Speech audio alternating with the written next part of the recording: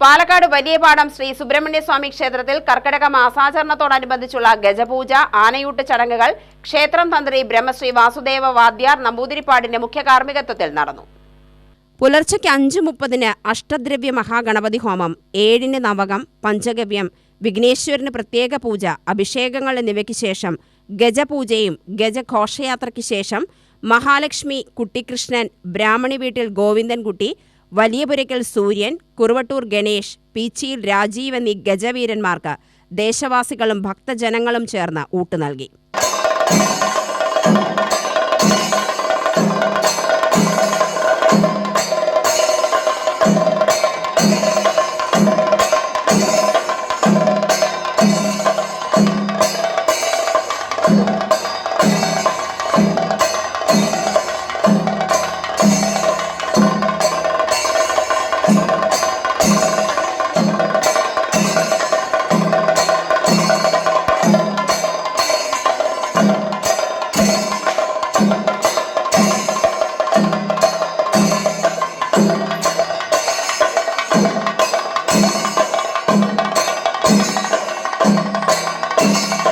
രാവിലെ 11 മണിക്ക് കർക്കടക ഔഷധ കഞ്ഞി വിതരണവും ഉണ്ടായിരുന്നു.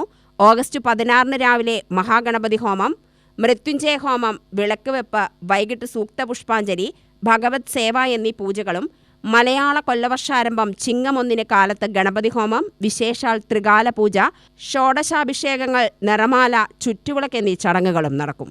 UTV news, Palakkad.